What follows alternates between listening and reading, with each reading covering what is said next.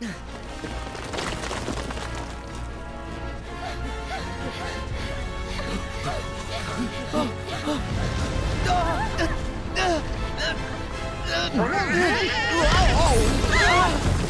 debuting on the PlayStation 2, the long-running Kingdom Hearts series has had several spin-off titles and collections across a wide number of platforms, including the Nintendo DS, PlayStation 3, and the PSP. However, there hasn't been a proper numbered sequel since Kingdom Hearts 2 in 2006. Now, over a decade later, Kingdom Hearts 3 serves as the culmination of the entire series, thanks to its engaging combat, wonderful Disney worlds, and strong resolution. And at the end, you'll finally realize what destiny has in store for you.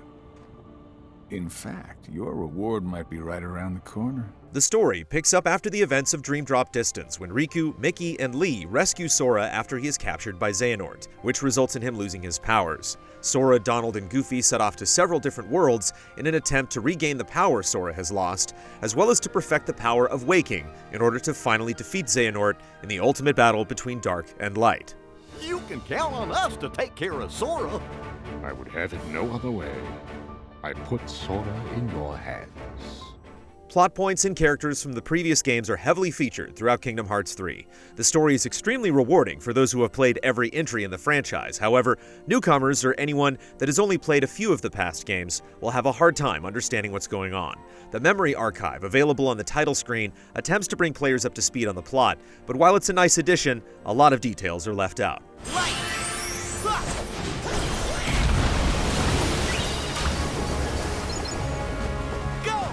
Kingdom Hearts 3 is a delight to behold. Never have these characters and worlds been more detailed or felt more alive. Spells and attractions are awe-inspiring spectacles of bright colors, and the cutscenes provide a truly cinematic experience. The game also runs fairly well for how many things can be going on during combat, but there are definitely moments when there are noticeable performance drops. It never really diminishes the overall experience, and there is an option to cap the frame rate to 30 frames per second by setting the graphics to stable mode if you prefer more consistency.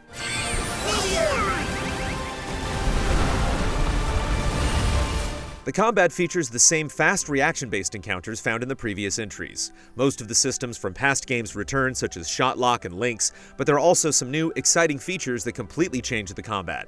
Each of Sora's Keyblades can now change into new forms, including a giant rocket hammer that smashes foes, or 2 arrow guns that shoot magical arrows.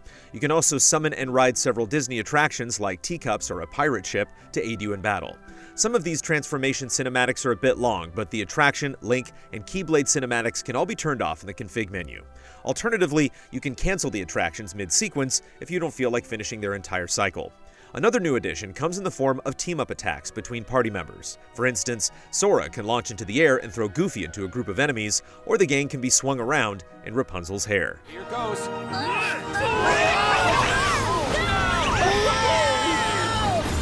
Along with Sora's new arsenal of weapons, he also has the Gummy Phone, which has apps that keep track of things like your photo album, character and enemy files, the story so far, and collectibles. You can also play the classic Kingdom minigames here, which look like Tiger Electronics handheld games. You probably won't spend too much time on them, but it is a neat touch. Traveling to different Disney worlds and fighting alongside each world's characters is one of the main draws of the series, and Kingdom Hearts 3 presents some of the best worlds in the entire franchise. Each one feels completely different, offering up unique elements that keep the game feeling fresh. In the Toy Story world, Sora can hop into toy mechs to battle enemies, and in Arendelle from Frozen, he can ride Goofy's shield like a sled.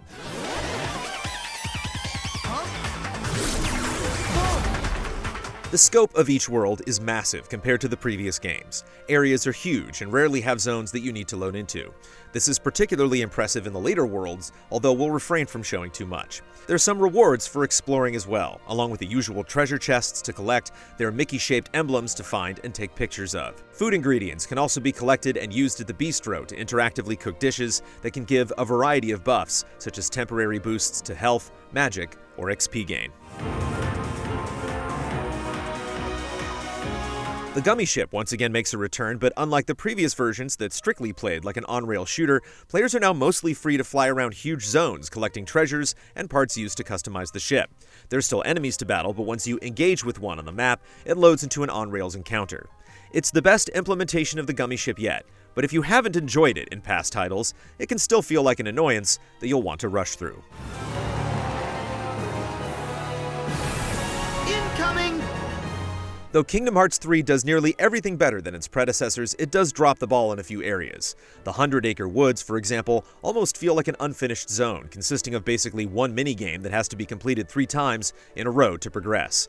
The Final Fantasy series is also barely represented, with only a few nods here and there. The overall story doesn't suffer from their exclusion, but it is disappointing since Final Fantasy characters were involved in the story for Kingdom Hearts 1 and 2. Someone help!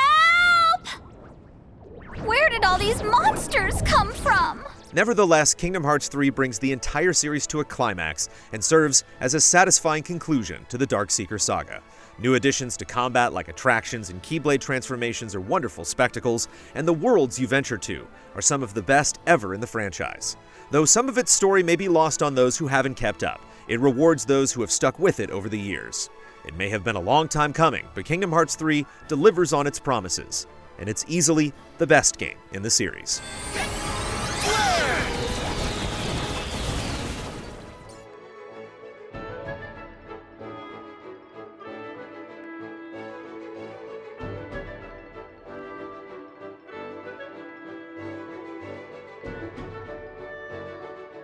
Easy Allies reviews are made possible by generous viewers just like you. If you like what you see, check out patreon.com/easyallies to help us make more.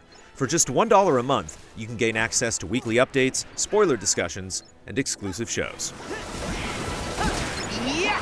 Bam! Yeah!